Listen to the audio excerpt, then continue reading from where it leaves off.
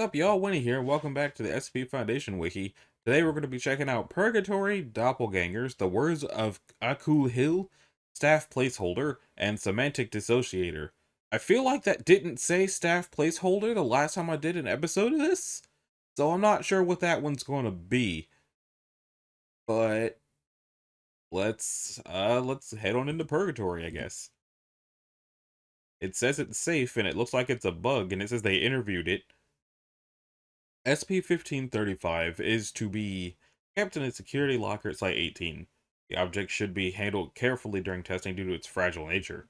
The lid is to be kept in a separate locker only to be removed during testing. Description: SCP-1535 is a glass mason jar manufactured by the Ball Company in 1946. It is physically similar to a typical glass mason jar. Anomalous properties present themselves when non-sapient entities such as insects or reptiles are placed within and the lid is sealed. Entities present within 1535 after it has been sealed gain the ability to reason, fluency in the Spanish language, familiarity with Catholicism, and knowledge of Morse code. Residents of SCP-1535 are referred to as 1. Attempts to open the lid without damaging 1535 have proven to be ineffective while living 1 are located within. The lid is removed simply when 1535 no longer contains living 1. One expires 1 to 2 hours after being sealed within, presumably due to lack of oxygen. Interview 1. A firefly is used in the following test for ease of communication. Testing with species of reptile and insect have proven themselves to be similar in result. One communicates by blinking in Morse code. Father, is it really you? Yes. I am at your will. You understand the joy I feel now seeing you finally. Tell me your name. I was named Camilo de Garibay after my father, also a devout servant. How did you get here? I followed the light in the darkness. Could you be more specific what happened before this? I, well, as you know, I died by a sinful disease. Please forgive me. You are forgiven.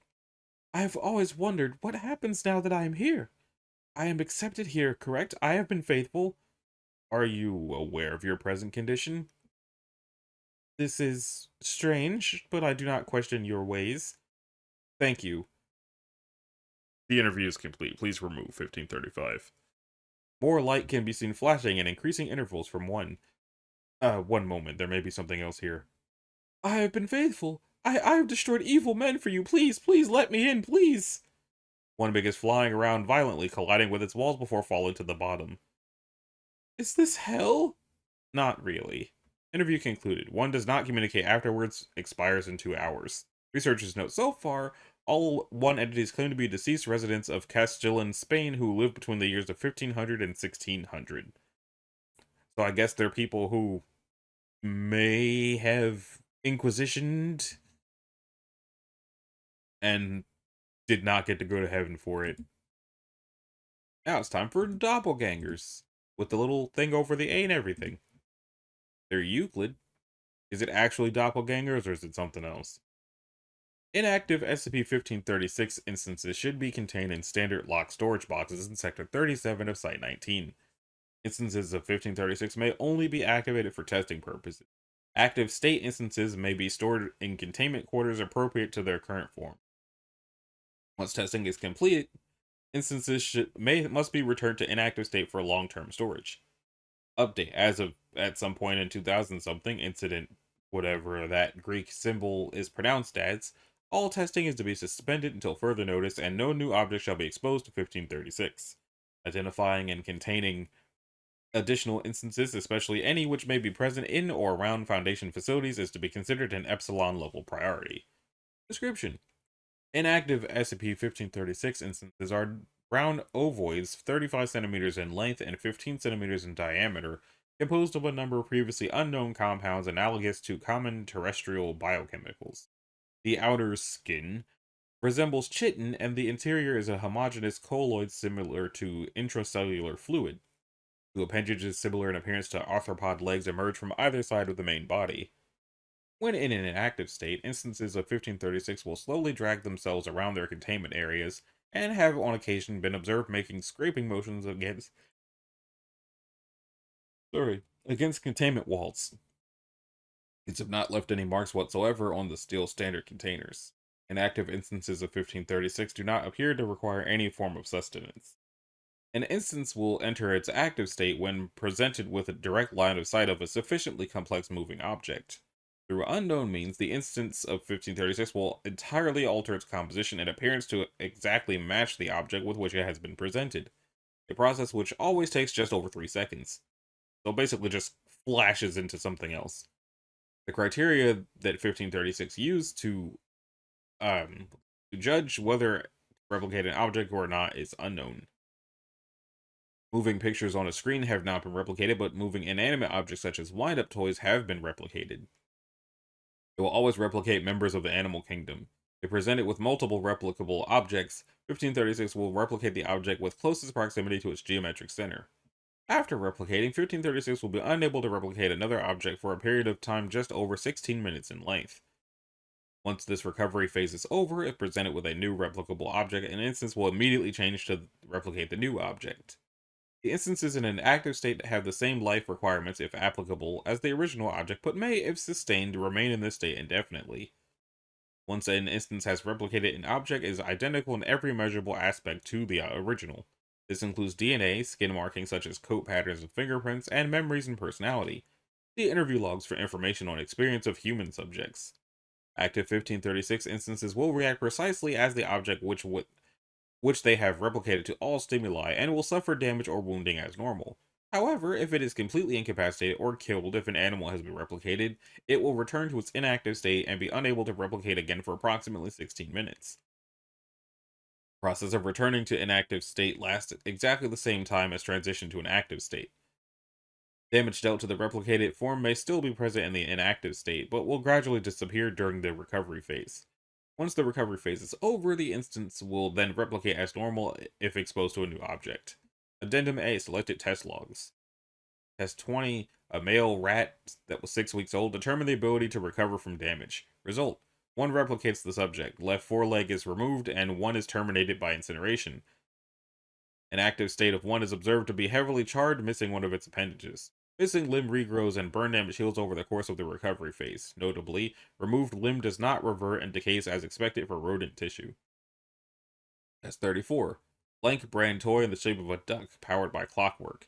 Test aimed to determine the extent to which 1536 can replicate mechanical objects. 1 is presented with an immobile toy and does not replicate. Toy is removed, wound up, and presented to 1 in motion. 1 replicates the toy and moves in an identical fashion along the same vectors. Test number 52, Disposable Dude 9124, determined the effects on humans.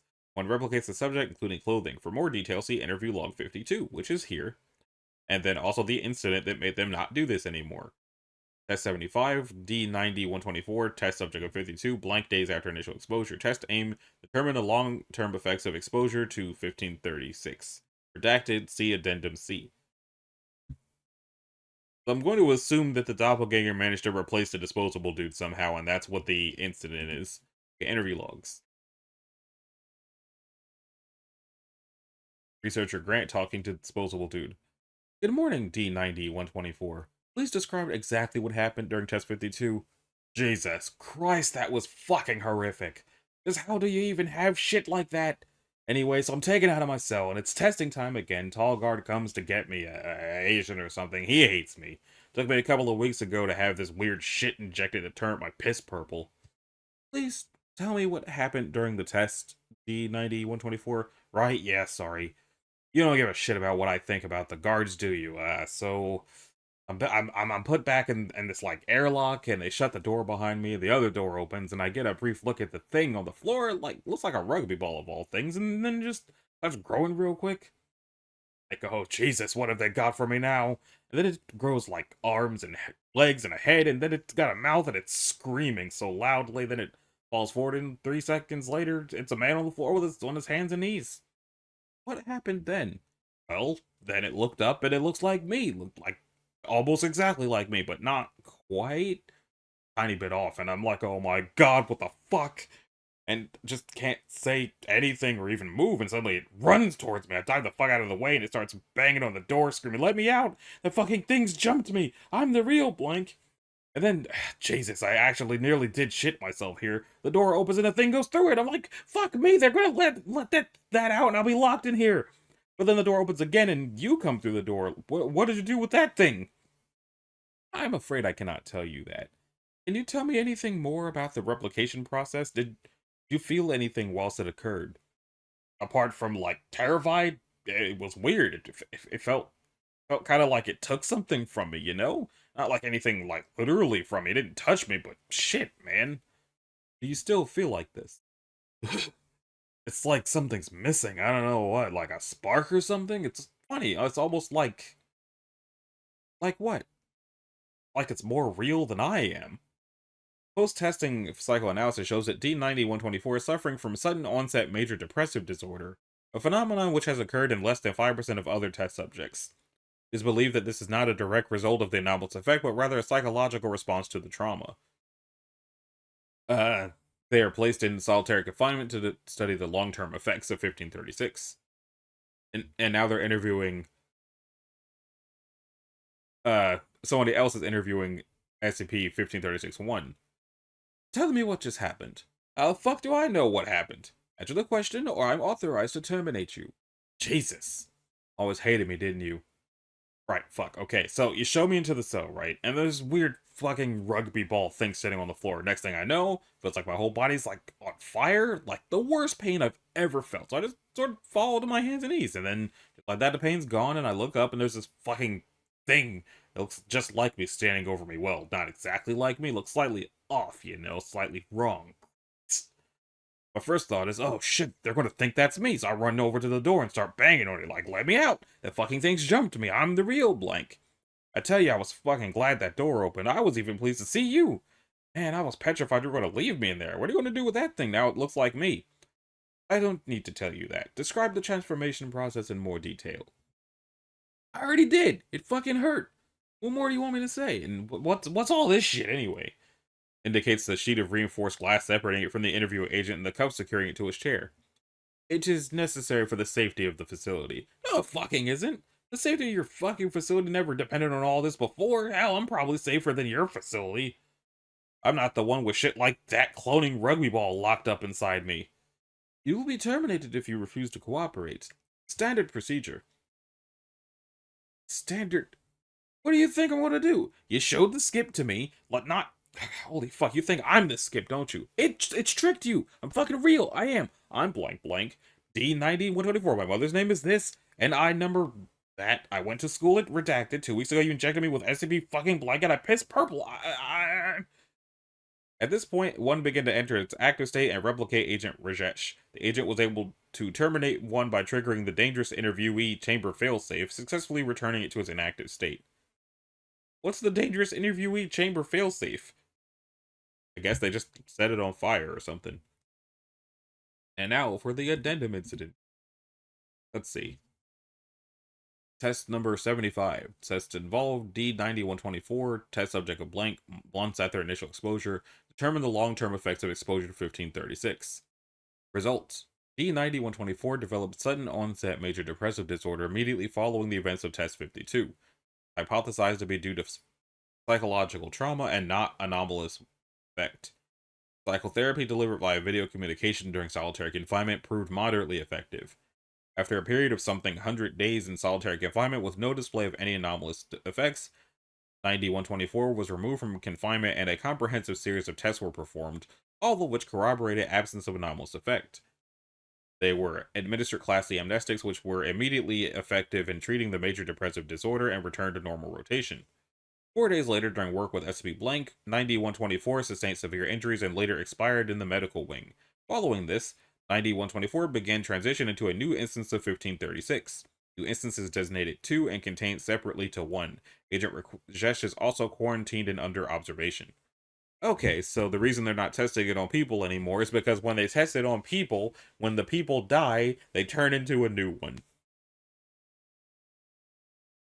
But they also quarantined Rajesh in case he's already a new one, I guess. So does that mean... Well, they said it turned back into the bug after they terminated it. But that implies that if they had not terminated and terminated the guy instead, he would have turned into the bug, and then the bug would have taken over as the real one? But since they did it in the right order, that didn't happen. Interesting. Messed up, but interesting. Next up is the Words of Aku Hiu, which is okay, it's Keter. The special containment procedures. Public knowledge of 1537 must be kept to an absolute minimum. This entails the appropriation of any and all text containing 1537 or references to it, monitoring of global internet communication, and the blackout of any media reporting on incidents related to 1537. Any incident related to it, or the Brothers of Akuhil, TBOA, must be investigated immediately. Individuals exposed to one are to be treated with Class A amnestics. What does that one say? Amnestic treatment is ineffective against complete instances of A and entirely ineffective against B at all stages of exposure. Personnel in direct contact with members of TBOA or TBOA or B instances are to wear auditory protection or be screened for one contamination post incident. Complete instances of A will be contained in separate 8x4x8 concrete chambers. A must not come into contact with B or members of TBOA under any circumstances. If engagement of A is necessary, immolation of the entity is prioritized. Instances of B and members of TBOA will be housed in separate soundproof humanoid containment cells. These individuals are to be monitored daily via non-auditory video surveillance. Please confirm for 1537 clearance for access to special containment procedures of 1537 blank. Right? SCP-1537 blank is currently housed in area somewhere. It is contained in the same manner as B instances with several specifications. The chamber is constructed of lead-lined steel and equipped with dosimeters. Should said equipment detect gamma radiation at levels of 10 grays per hour or greater, it will be assumed that 1537 blank is displaying extra-dimensional properties, data expunged. If 10 grays per hour or greater are detected, the chamber is to be saturated with nitrous oxide until the event has been neutralized. 1537 blank has been observed to sleep, pace, meditate, and converse with itself, possibly an unknown entity. Any activity that does not fall within these parameters must be reported immediately to a level 5 supervisor. In the event that nitrous oxide saturation fails to subdue 1537 blank, contingency hydranial alpha must be implemented. See Secure File Thanatos 1537. The failure of hydranial alpha constitutes the immediate detonation of area blank's on-site thermonuclear device. Okay, hide block. Description: SCP-1537 is a language associated with a group identified as the Brothers of Akuhil Taboa. They demonstrate no connection or similarities with any known terrestrial language. It demonstrates no similarities. Details regarding the origin and purpose of Taboa are presently speculative. First known incident traced to 1537 occurred in 1982 and involved several prolific groups of interest, specifically the Global Occult Coalition. Further information on 1537's discovery may be found in document 1537 Alpha, which doesn't appear to actually be here. One is a phrase in 1537 which, when spoken aloud, produces an anomalous reaction in human beings that perceive it. There are two discrete presentations of this reaction, A and B. One is roughly translatable as data expunged. A is the more common reaction over 99% of subjects. Individuals affected by A will undergo the following progression of symptoms. Initial exposure, asymptomatic. After a couple of days, metallic taste and fever. 2 days to a week, fatigue, shortness of breath, mild jaundice. A week or two, internal bleeding and angina, or angina, I'm not sure how to pronounce it. And after 2 weeks, death and subsequent transformation. 2 weeks after exposure, the subject's body will rapidly disintegrate, producing a mass of pseudo-liquid material. What comprises this mass is inconclusive. Some human organic materials are present, however, the majority of its composition remains unidentified. These entities are either autonomous or sentient and are capable of both locomotion and altering their mass/shape. Mass increases of 200% have been observed. The variety of shapes that A entities can assume is virtually limitless, and they are capable of increasing their durability to approximately the strength of steel. The amorphous and metamorphic nature of A render them resilient to most forms of physical damage. Immolation is thus far the only known method of termination. In combat, A have been observed to produce various appendages and structures, most often tendrils of varying length. A are exceptionally agile and can propel themselves at speeds reaching 81 kilometers per hour. While mainly inert, A may be provoked into violence by hostile action against it, or if ordered to by B instances and members of Taboa. B is a rare reaction, less than 1% of subjects, and produces no physical symptoms or effects. Subjects affected by B demonstrate progressively fluent awareness of 1537 and are capable of reproducing the language in both text and speaking. One is universally the first phrase that B instances comprehend. They do not observe any display any observed psychological changes or abnormalities in contrast to their prior mental state, and demonstrate a reasonable degree of surprise in response to their own comprehension of 1537.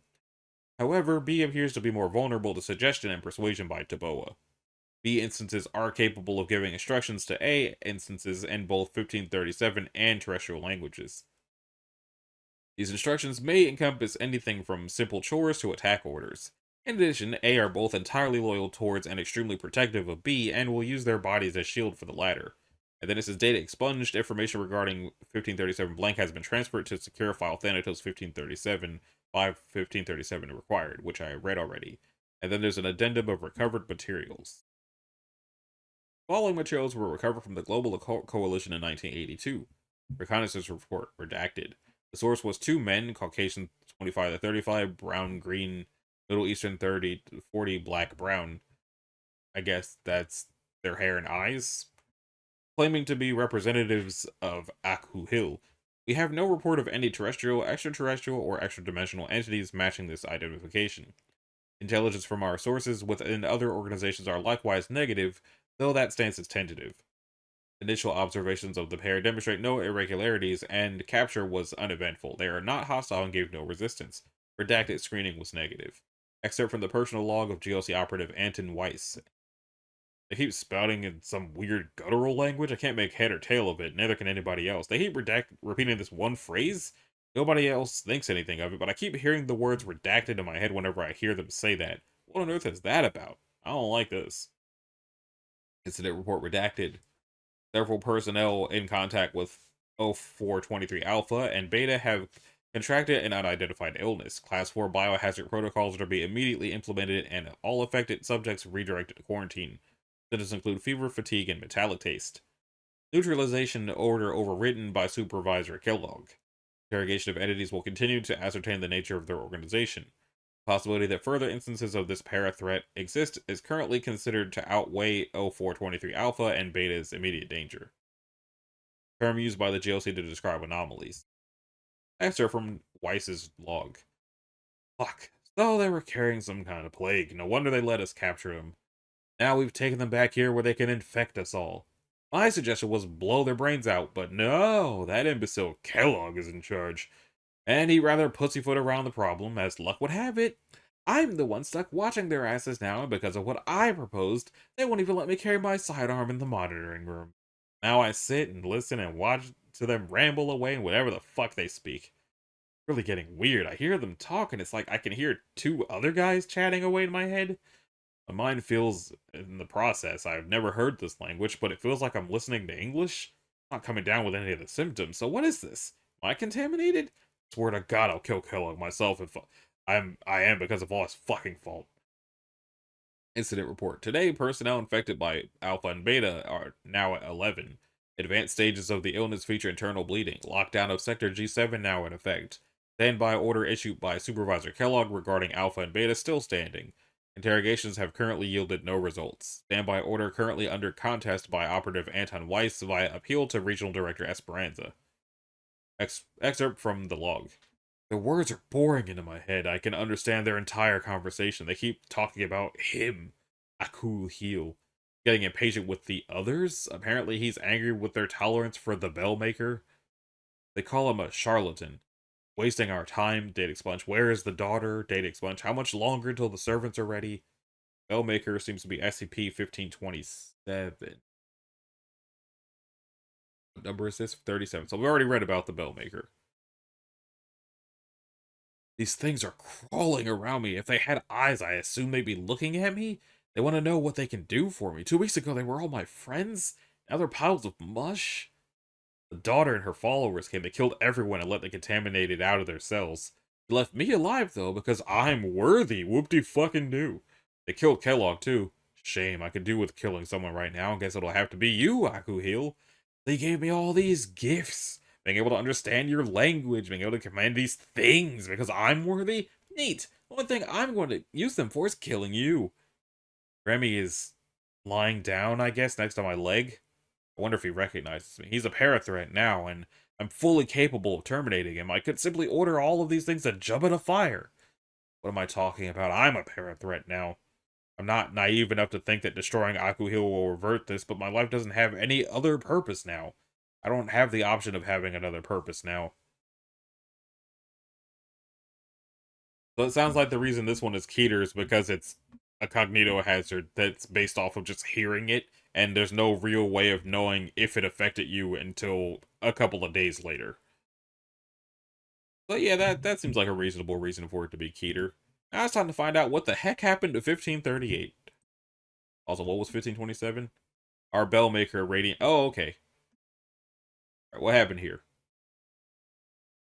Oh, is that just what it's called? Called staff placeholders.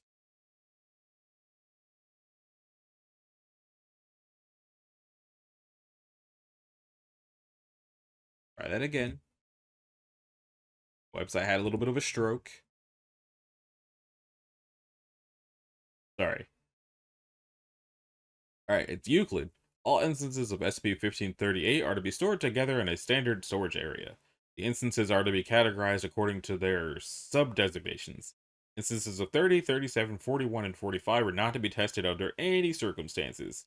All instances of 1538 outside of containment are to be obtained under pretense of a stock recall. Broadcasts of B are to be blocked from public viewing and recorded for future reference. B transmissions are to be treated as lethal auditory/visual cognito hazards until determined otherwise. Description: SCP-1538 is a brand of bottled body wash soap marketed as oh no. Factory brand replacing body odor replacing body wash. Haven't seen the factory in a while.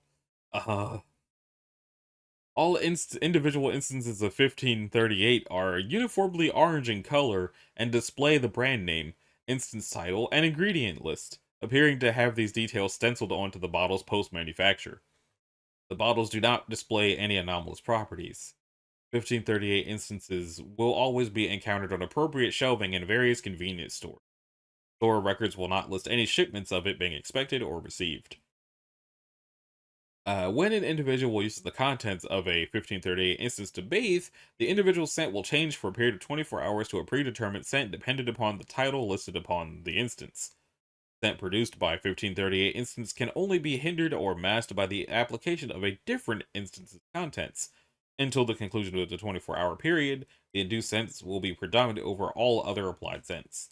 The majority of the instances cause additional anomalous effects that persist as long as the predefined scent of the prospective instance does, after which all changes induced are typically reverted.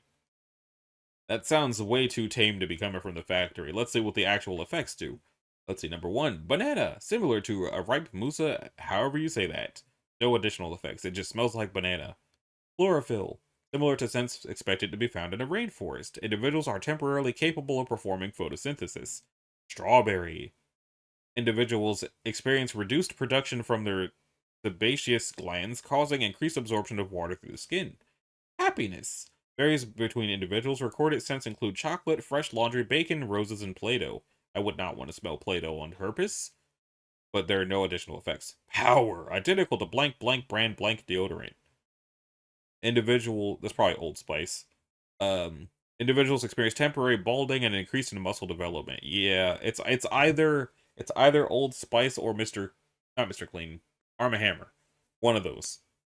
Apocalypse X. Unknown testing is currently prohibited. Blood of Chthon.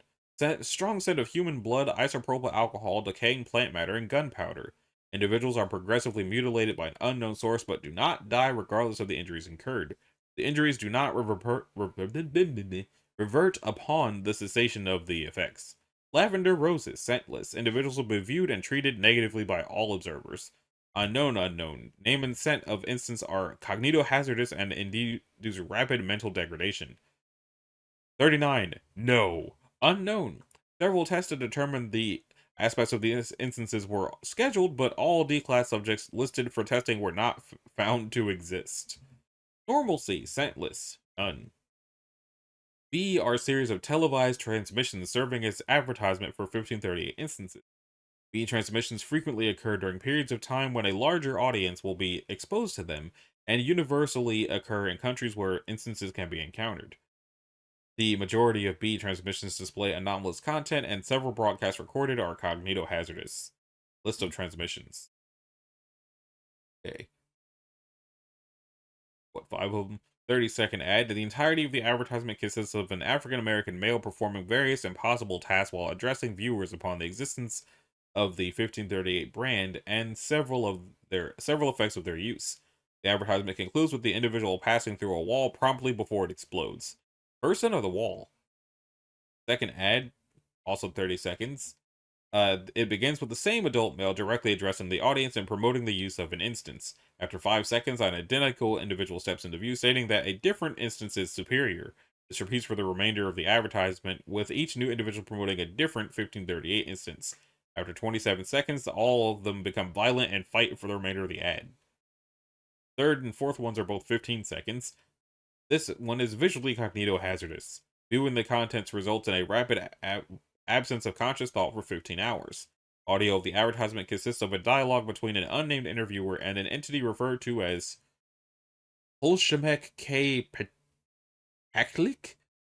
The interview regards the incurred benefits of using an untitled 1538 instance, concluding with the interviewee individual stating, "I will enslave you for making this. Its beauty tortures me." Advertisement begins with a scene of a human male performing a stereotypical depiction of prayer. Individual repeatedly pleads the deity Deus to forestall an imminent apocalypse, Latin for God. This individual is interrupted by another who encourages him to celebrate the apocalypse using a newly released 1538 instance before handing him an instance of 30, which is Apocalypse X. Advertisement concludes with when the 1530 instance is used and the depicted environment undergoes a rapid collapse of reality. And then the last ad was 5 seconds. The advertisement consists entirely of the African American male from the initial broadcast displaying an instance of 1538-35 to viewers, stating, "For you who like lavender." Addendum 1. As of some point, the majority of B transmissions have become focused on promoting instances of 30 and 32, which is Apocalypse and Blood of Chthon, respectively, with the contents of such transmissions frequently suggesting a rivalry between the two. At some point, a previously unseen B broadcast was unsuccessfully intercepted. The transmission persisted for 15 seconds and consisted of a human male promoting several new 1530 instances. To date, none of the listed instances have been encountered. Okay, so first off, it's weird that this is not tagged as a part of the factory, because the factory, I believe, does have its own tags, and it's weird that this isn't. It was last edited on January the 9th of 2026, which was 10 days ago as of me recording this. So, that would be after the last video I did. So it is possible that this was not called staff placeholder before that. I'll have to double check. But it's weird that it doesn't have the tag for being factory related. Did they take the tag off because they think it's not factory related because it's not evil enough? Are there not other articles about Apocalypse X and Blood of Chthon? Because those aren't in the tags either, but I would think that would be a thing. So that brings us to the semantic dissociator. But before I read that one, I want to double check to see in my files if they changed anything or not. Okay, no, it was called staff placeholder back then too. So whatever change they made on January the 9th, it wasn't that. Anyway, that brings us to semantic dissociator, which is safe despite that name. At some point in 2000 something, the stationary origin point of 1539 was filled with water with properties identical to reinforced concrete. Steak? No such substance cataloged. Editor. Seismic and ultrasonic monitoring devices remain on-site and active, monitored remotely at Site 17. As no further anomalous objects have originated from 1539 since containment was initiated at some point, 1539 is considered contained and has been provisionally downgraded to safe. In the unlikely event of a seismic containment breach, it will be assigned high containment priority until refilled. Personnel assigned to 1539 are to be screened for resistance to mimetic hazards. Personnel scoring less than 30 on the standardized Levy-Bussard examination are to be reassigned. Is that less than or greater than? The greater than symbol's at the 30 side, so I guess less than 30. For site-specific testing protocols and access to certain memetic samples, consult document MH 1792D. Objects originating from 1539 are to be monitored for a period of no fewer than 90 days. Food and water appropriate for human consumption are to be provided no matter the apparent nature of the object. All feeding periods are to be cross-checked by at least 2 personnel. Missed feedings are to be reported to the site director immediately. If during the monitoring period the object exhibits self-directed movement or there is any reduction in the volume of food, the object is to be transferred to Site 17 for long-term containment. See Document 1539 LTC for further instructions.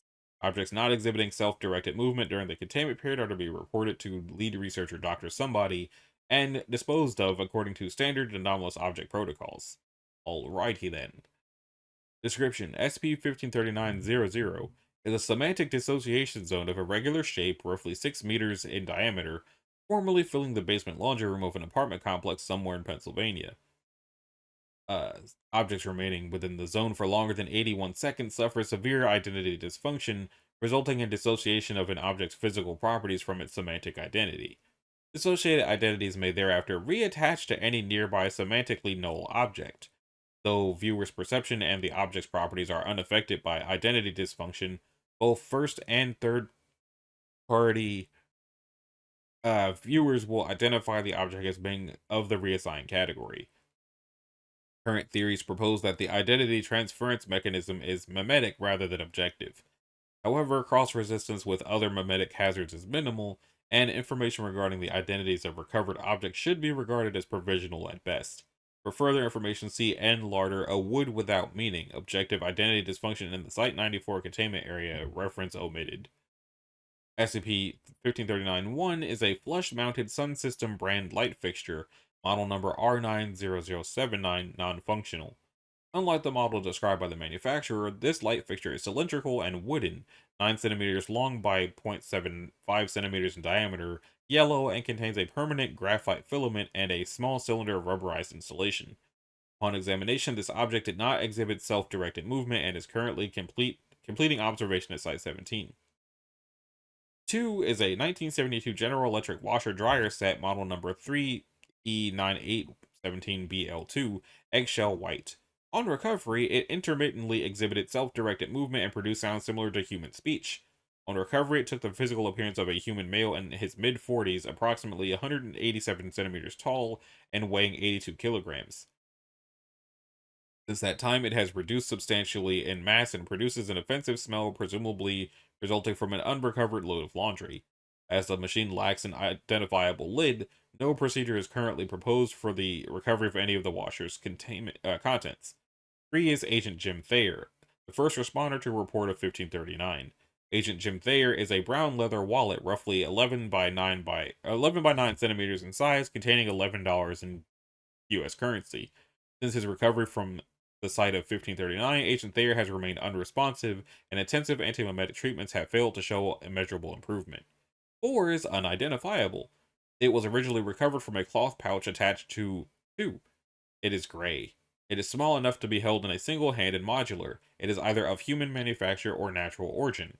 Pieces removed from 4 are likewise unidentifiable. When recovered, it produced a sound at irregular intervals but did not exhibit self-directed movement. The sound then stopped. 4 is currently completing observation at Site 17. Document A. B Team Containment Unit Site 17 regarding initial containment. In short, we should have listened to the dissenting containment report. After containing Site 93, we thought we knew what we were dealing with. Topological anomaly from data expunged crossover region. Primary containment protocols involved dosing Jim with Class B amnestics and giving him 6 weeks in rehab. Clearly, that didn't happen. After intensive review, we have determined that Jim Thayer, wherever he is most likely deceased. Obviously, we can't permit this to happen again. Starting Tuesday, we'll be implementing all B-Team containment recommendations in parallel with primary. We've got appropriations from approval from the director, so cost isn't an issue. This isn't the first time primary containment has missed the boat on our containment theory, but I can tell you this, it will be the last. On a personal note, The director has declined our request to bury Jim. First of all, we don't know which of the objects he is. Second, while the objects removed from the site certainly aren't dangerous, there is an unacceptable consensus risk if anyone looks inside the coffin. In lieu of a funeral, we've brought the containment crates out of storage. If you want to pay your respects, they'll be out in the warehouse foyer starting at 9:30 on Monday. Dr. Blank, signature omitted lead researcher 1539. So it sounds like the reason it started with water with the properties identified to reinforce concrete is because the water was affected by the mimetic nonsense. And it sounds like the purpose of this article is we didn't take this seriously enough, and one of our guys turned into a washing machine, and his body thinks it's a wallet. So it sounds like the description of the wallet got put onto the human body, so the human body's an irresponsive wallet.